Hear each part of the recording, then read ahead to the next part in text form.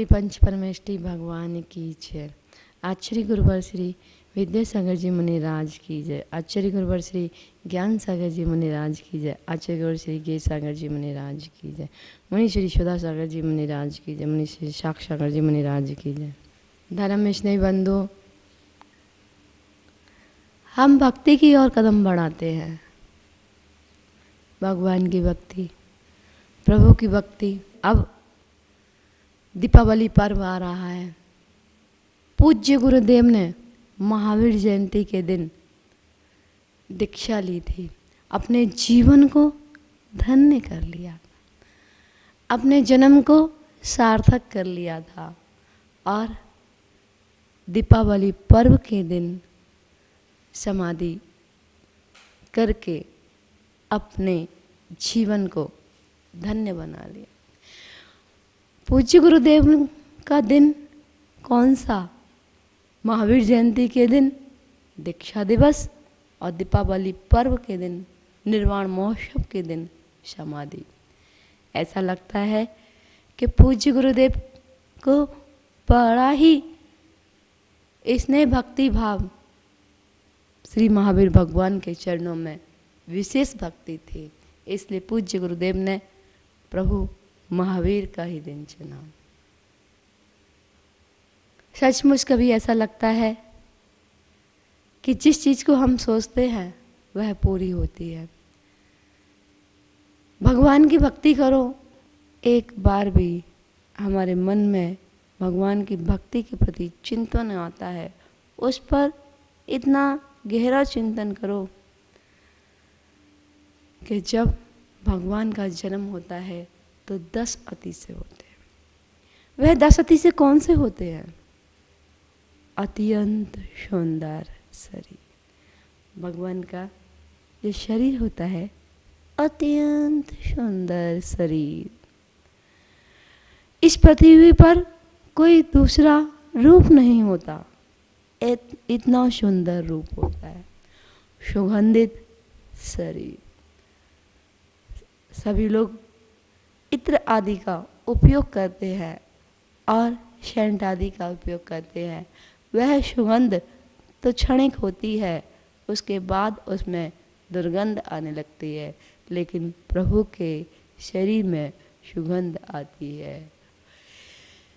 ऐसा अतिशय उनके जीवन में 10 जन्म के अतिशय में अतुल्य बल, अतुल्य बल, अतुल्य शक्ति के धारी। भगवान को पसीना नहीं आता है, उनका रक्त श्वेत होता है। क्यों? आपका लाल होता है, भगवान का श्वेत रक्त क्यों होता है? क्योंकि उनके अंदर प्रत्येक जीव के प्रति करुणा, दया, वात्सल्य भाव रहता। एक बार की घटना आती है, प्रभु महावीर वन की ओर विहार कर रहे थे और वहां से 2 पगडंडियां जा रही थी। एक पगडंडी की दूरी ज्यादा थी और एक पगडंडी शॉर्ट में जा रही। उस वन की ओर कुछ लोगों ने देखा प्रभु महावीर जंगल की ओर विहार कर रहे हैं। वहां के जितने भी लोग थे उन्होंने कहा, भगवान इधर इस पगडंडी से ना जाकर के इस पगडंडी से जाएं। प्रभु ने पूछा क्यों? इस पगडंडी के जाने से एक जहरीला सर्प है, चंडकोशिक नाम का सर्प वहां रहता है। वह इतना जहरीला है कि जिसकी फुसकार से, जिसकी जहर की गंध से वहां के पेड़ पत्ते भी नहीं पनपते हैं। प्रभु को कैसा डर। प्रभु ने कहा कोई बात नहीं। प्रभु दूसरी उसी पगडंडी से निकल गए। जब वे जंगल की ओर जा रहे थे, उस चंडकोशिक को मनुष्य की गंध आई। उसने देखा ऐसा कौन सा मनुष्य है जिसको मेरे बारे में नहीं पता, और किसी मनुष्य की गंध आ रही है। प्रभु महावीर ध्यान में खड़े थे, ध्यान में लीन थे, और चंड कौशिक सर्प जैसे ही वहाँ तक पहुँचता है, पैर के नाखून में डस लेता है। जैसे ही डसता है तो रक्त की जगह श्वेत दुग्ध की धार लग जाती है। ये देख करके चंड कौशिक हैरान रह जाता है। दुग्ध की धार, प्रभु का ध्यान पूर्ण होता है। प्रभु कहते हैं, हे भव्य जीव, तुम कहाँ, ये क्या करने जा रहे हो? स्त्रीअंश की पर्याय से मुक्त होना है, इस विष को त्यागना है। और जैसे ही वे चंड कौशिक प्रभु की आंखों की तरफ देखता है, उनके फेस की तरफ देखता है, वो उनकी आंखों से करुणा, दया, वात्सल्य भाव जो झलकता है, चंड कौशिक अपने पूर्व पर्याय को याद। हे भव्य जीव, अगर हम भी अपना कल्याण करना चाहें तो हम भी कल्याण कर सकते। वह जन्म के दशरथी से,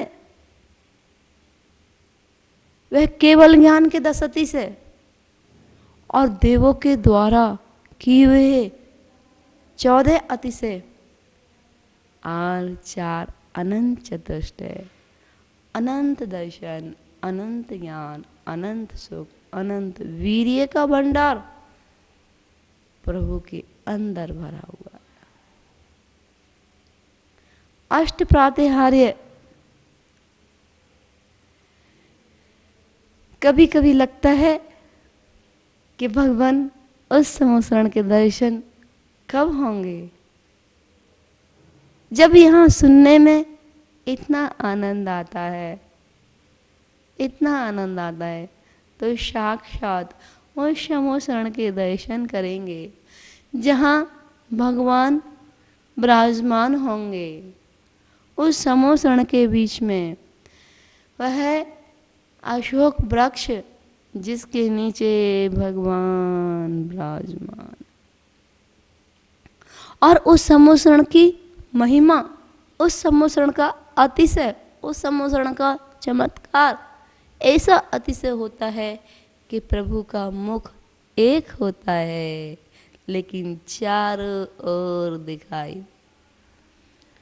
वहां जो 3 गति के जीव प्रभु की वाणी सुनने के लिए आते हैं, नरक गति को छोड़ करके 3 गति के जीव वहां जो वाणी सुनते हैं, त्रिहंच गति, मनुष्य गति, देव गति, जो 12 सभाएं लगी होती है, जो भव्य जीव प्रभु की वाणी सुन रहे हैं, वह चारों ओर से लगता है कि प्रभु हमें देख रहे हैं, प्रभु हमारी ओर देख रहे हैं, ऐसा प्रतीत होता है।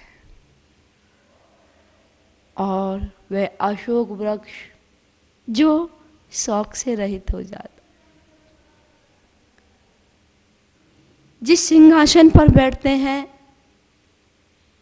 वह सिंहासन रत्नमयी, स्वर्णमयी, उस सिंहासन से भी 4 अंगुल ऊपर अधर में विराजमान है। और हम लोग अपनी कुर्सी को भी नहीं छोड़ते। कितना अंतर है। प्रभु समोसण में रहते हुए भी, उस स्वर्णमय रजतमय सिंहासन पर विराजमान होकर के भी 4 अंगुल अधर में, और हम अपनी चटाइयों पर भी नाम लिख देते हैं, हम अपने स्टूल कुर्सियों पर भी नाम लिख देते हैं। धिक्कार है हमारी। सीख, हमें प्रभु से सीखना चाहिए। उनके आचरण से हमें कुछ लेना चाहिए, उनके आचरण को अपने जीवन में उतारना चाहिए। वह दोनों और छत्र, 32 छत्र इधर और 32 छत्र उधर, दोनों ओर से चवर ढुराए जा रहे हैं। ऐसा प्रतीत होता है कि जब वह चमर नीचे आते हैं और फिर ऊपर जाते हैं तो उन चमरों से ऐसा संदेश मिलता है कि जो जितना नीचे झुकता है वह उतना ही ऊपर उठता चला आता है, जो जितना नीचे झुकता है वह उतना ही ऊपर उठता चला जाता। अरे झुकना हमारा गुण होना चाहिए, यह गुण हर व्यक्ति के अंदर होना चाहिए। जो झुकता है वही उठता है। अरे किस चीज़ का अहंकार करते हैं? धन, दौलत, शरीर, रूप, किसका? ज्ञान का, किसका? अरे हम किस ज्ञान का अहंकार करें, किस रूप का अहंकार करें, किस चीज़ का अहंकार करें? प्रभु को रूप का करते हो तो प्रभु का रूप देख लीजिए, धन का करते हो तो प्रभु का देख लीजिए, उस लक्ष्मी को देखिए जो अंतरंग लक्ष्मी और बहिरंग लक्ष्मी को से विभूषित है। अंतरंग लक्ष्मी अनंत दर्शन, अनंत ज्ञान, अनंत सुख का जिनके पास भंडार भरा हुआ है, ऐसी अंतरंग लक्ष्मी और समोषण आदि बहिरंग लक्ष्मी का जिनके पास अद्भुत भंडार। 3 छत्र, जब प्रभु के ऊपर 3 छत्र शोभ रहे हैं तो ऐसा प्रतीत होता है कि प्रभु 3 लोक के अधिपति है, तीनों लोकों के राष्ट्रपति है, तीनों लोकों के प्रधानमंत्री है, तीनों लोकों के अध्यक्ष है। इसलिए 3 छत्र उनके ऊपर लगे हुए हैं, वे तीनों लोकों के मालिक है, ऐसा प्रतीत हो रहा है उन 3 छत्रों से। पीछे उनके भामंडल, इतना सुंदर भामंडल,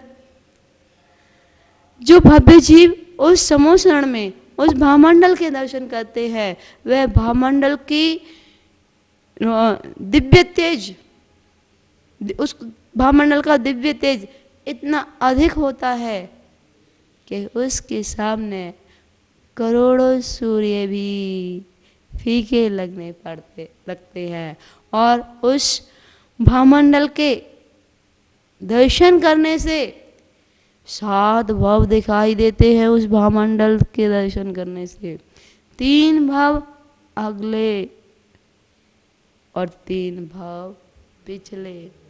3 भव कौन से हमने लिए हैं? 3 भवों में हम क्या थे वो हमें सारा दृश्य दिखाई देता है, और आगे हमारे 3 भव कौन से होंगे वह दिखाई देता है, और एक वर्तमान का। ऐसे 7 भव प्रभु के उस भामंडल के दर्शन करने से देव दंड विवाजे बजाते हैं, और इस प्रकार दंड विवाजे बजाते हैं जैसे आपके नगर में मुनिराज आते हैं, आपके नगर में आरिकाएँ आती है, आपको बड़ी खुशी होती है, उत्साह होता है। आप फ़ोन के माध्यम से, आप व्हाट्सएप के माध्यम से, आप अन्य तरीकों के माध्यम से, पत्रिका के माध्यम से अनेकों जगह अनेकों लोगों तक सूचना पहुंचाते हो कि हमारे नगर में मुनिराज आए हैं, हमारे नगर में आर्य का संघ आया है, आप आइए, उनकी वाणी का लाभ लीजिए। ऐसे ही भगवान के सम्मुखरण में जब देव धुंदवी बाजे बजाते हैं तो ऐसा प्रतीत होता है कि वे सभी देवी देवताओं को बुला रहे हैं कि हे भव्य जीव, आइए आइए आइए, प्रभु के सम्मुखरण में आइए और प्रभु की दिव्य ध्वनि सुन करके अपना भी कल्याण कीजिए। पुष्प वृष्टि वह पुष्प वृष्टि, जब देव पुष्प बरसाते हैं तो वह पुष्प ऐसे सीधे गिरते हैं, ऐसे सीधे गिरते हैं। जब पुष्प वृष्टि करते हैं तो ऐसा प्रतीत होता है कि भगवान के मुख से वह अमृत झर रहे हो, ऐसा प्रतीत होता है।